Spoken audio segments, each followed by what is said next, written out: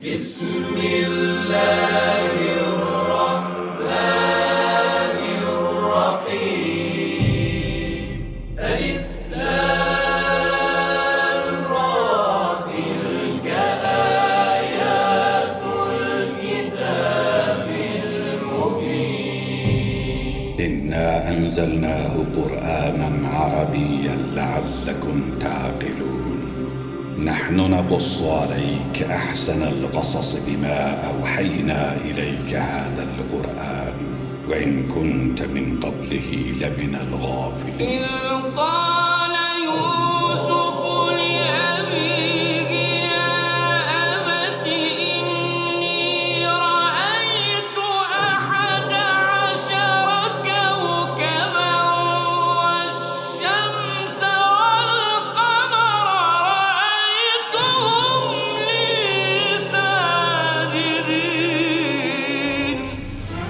আলিফ লাম র এগুলো হচ্ছে একটি সুস্পষ্ট গ্রন্থের আয়াত। নিঃসন্দেহে আমি একে আরবি কোরআন হিসেবে নাজিল করেছি যেন তোমরা তা অনুধাবন করতে পারো। হে নবী, আমি তোমাকে এ কোরআনের মাধ্যমে একটি সুন্দর কাহিনী শোনাতে যাচ্ছি যা আমি তোমার কাছে ওহী হিসেবে পাঠিয়েছি, অথচ তার আগ পর্যন্ত তুমি এ কাহিনী সম্পর্কে ছিলে সম্পূর্ণ বেখবর লোকদেরই একজন। এটা হচ্ছে সে সময়ের কথা যখন ইউসুফ তার পিতাকে বলল, হে আমার পিতা, আমি স্বপ্নে দেখেছি 11টা তারা, চাঁদ ও সূরজকে আমি এদের আমার প্রতি সাজদাবনত অবস্থায় দেখেছি। একথা শুনে তার পিতা বলল, হে আমার স্নেহের পুত্র, তুমি তোমার এই স্বপ্নের কথা কিন্তু তোমার ভাইদের কাছে বলে দিও না, তারা তোমার বিরুদ্ধে ষড়যন্ত্র আঁটতে শুরু করবে, কেননা শয়তান মানুষের খোলাখুলি দুশমন।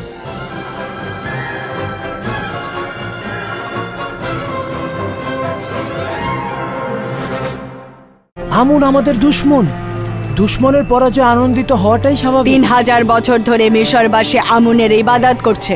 অনেকেই চেয়েছে আমুনকে বেহেশতের সিংহাসন থেকে টেনে নামাতে, কিন্তু সফল হয়নি, তোমরাও হবে না।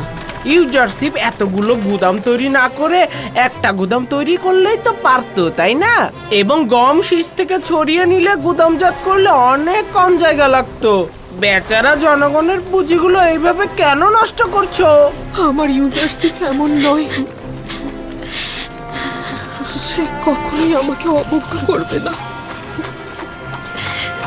আমি আবারও তার দিদারে যেতে চাই, কিন্তু না, আমাকে তার দেখা উচিত না।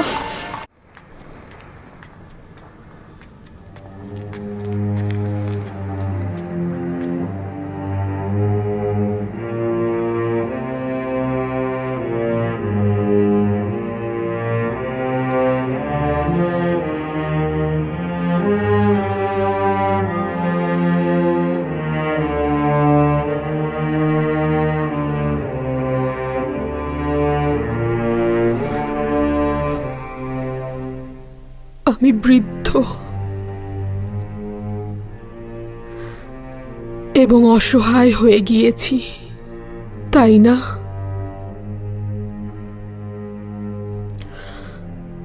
চেহারা এবং কপালের বলিরেখা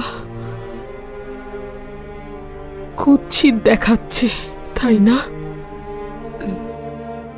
কিন্তু বানু, আপনার চেহারা আভিজাত্য আর আকর্ষণীয়তা এখনো রয়েছে। তার মানে ইউজারশিপ এখনো আমাকে পছন্দ করবে? আপনি এখনো আগের মতোই মেহেরবান ও ভালো লাগার মতোই আছেন, চিন্তা করবেন না বানু।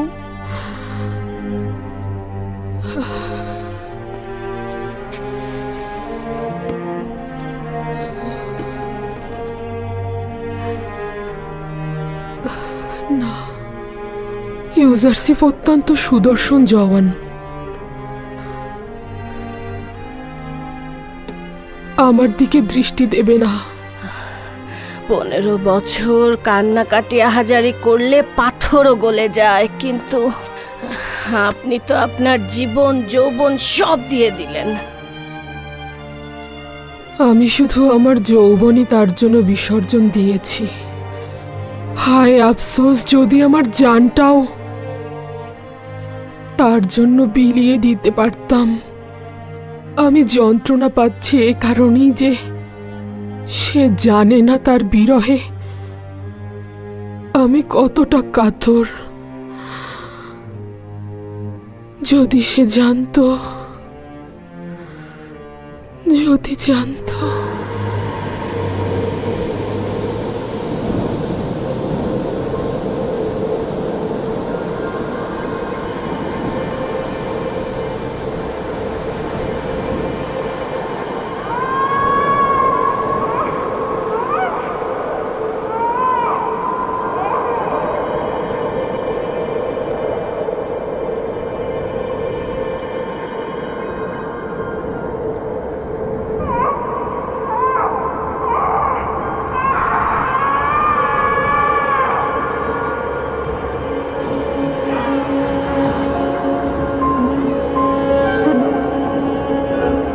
তুমি কে? আর আমার কাছে কি চাও?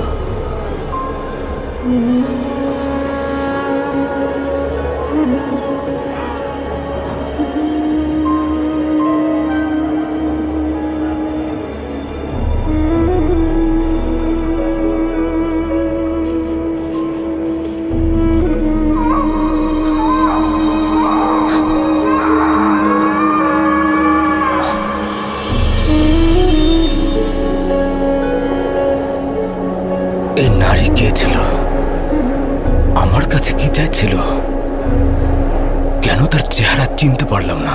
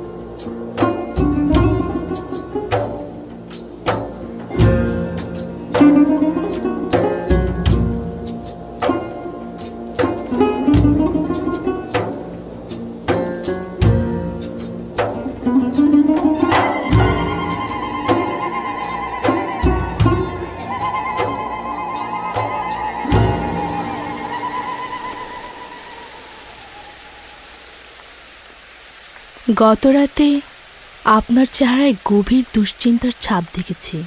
এরকম দুশ্চিন্তার কারণটা কি জানতে পারি?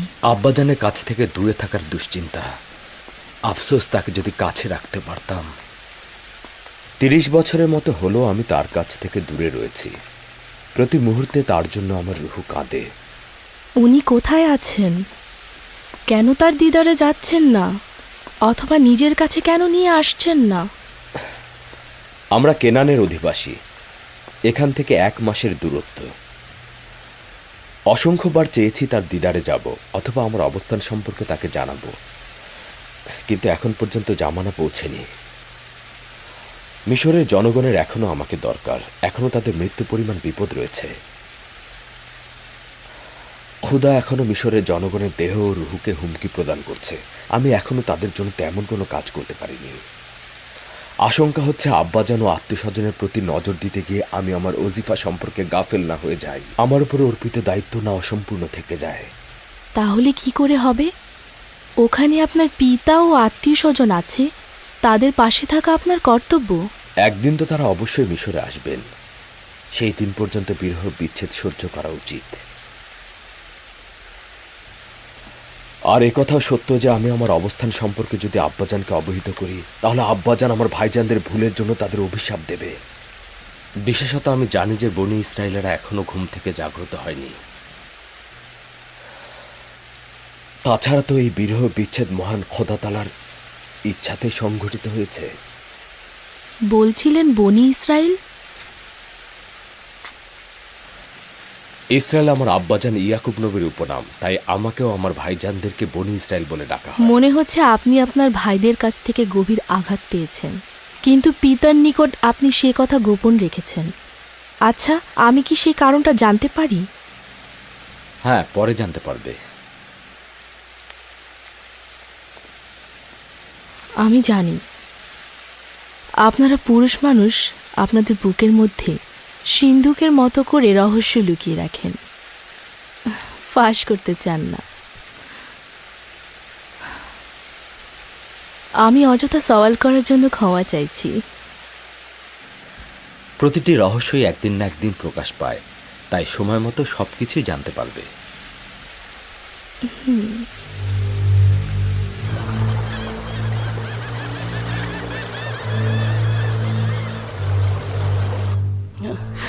কয়েক বছর আগে আপনাকে বলেছিলাম ইবাদত খানার একজন জাদুকর ভবিষ্যৎবাণী করেছে ইউজাসিফ আপনার ঈমানকে বিপদে ফেলে দেবে। ইউজাসিফকে ভুলে যান। এটি আপনাকে অসংখ্যবার বলেছি, কিন্তু আপনি আমার কথা পাত্তা দেননি। আমার কথা শোনেননি। নিজের জিন্দেগি ইউজাসিফের জন্য অযথা ব্যয় করছেন। আপনি এখনই এই ধ্বংসাত্মক ইশক থেকে মুক্ত হয়ে যান। ইউজাসিফকে ভুলে যান। নিজের চিন্তা করুন। আমার জুলেখা, নিজের দিকে লক্ষ্য রাখুন। নিজের দিকে।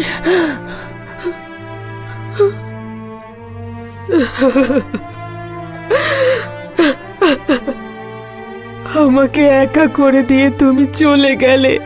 তুমি আমার পরম সত্যবাদী বন্ধু ছিলে, আমার খাদেম ছিলে, আমার মাতা ছিলে তুমি। এখন আমি আমার কষ্টগুলো কার কাছে বলবো? খোদার দোহাই বানু, শান্ত হন। তুমি সর্বদাই আমার ছায়া সঙ্গী ছিলে, এখন আমি ছায়াহীন হয়ে গেলাম। ধৈর্য ধারণ করুন বানু, আপনার শরীরের অবস্থা ভালো নয়। ইউজারশিপের বিচ্ছেদ বেদনা কি আমার কম ছিল যে তোমাকেও চলে যেতে হলো? খোদাগণ, তোমরা কোথায় আছো? কেন তোমরা কারিম আমার থেকেও বেশি মৃত? এত নিশ্চুপ কি করে থাকছো? কেন আমার ব্যথা বেদনা আরো বাড়িয়ে দিচ্ছ? যাও, কারিম আমার কফিন প্রস্তুত করো। আমি কি করে সহ্য করব?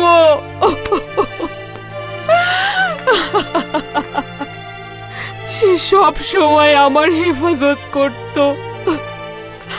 আমি ঘুমিয়ে থাকতাম, সে আমার শিয়রে দাঁড়িয়ে থাকতো। ঘুমাও কারিম মামা, জুলেখার অপমান আর শুনতে হবে না তোমাকে। জুলেখার ব্যথা বেদনাগুলো আর হজম করতে হবে না।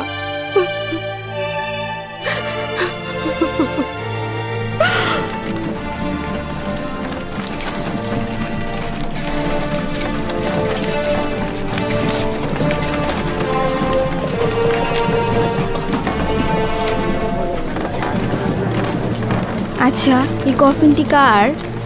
কারিম আমার। বেচারা কারিম মামা কি কষ্টই না পেয়েছে। তিনি জুলেখার রাজমহলের প্রধান ছিলেন। কি শান শওকতি না ছিল তার।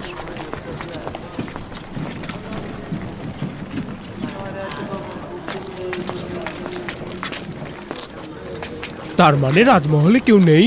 তা বলতে পারবো না, তবে দারুণ সুযোগ।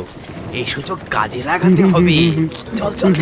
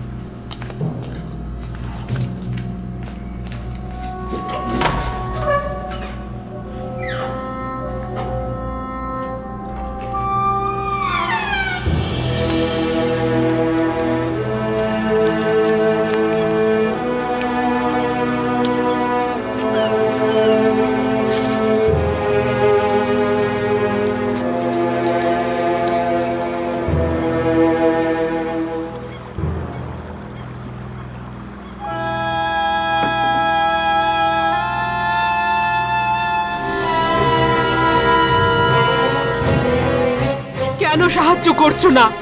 তুমি কি মিশরের মহান খোদা আমুন নও? আমি কি তোমার ইবাদত খানার ইলাহি নই? তোমার সহধর্মিনী নই? কতকাল পর্যন্ত শুধু চেয়ে চেয়ে দেখবে?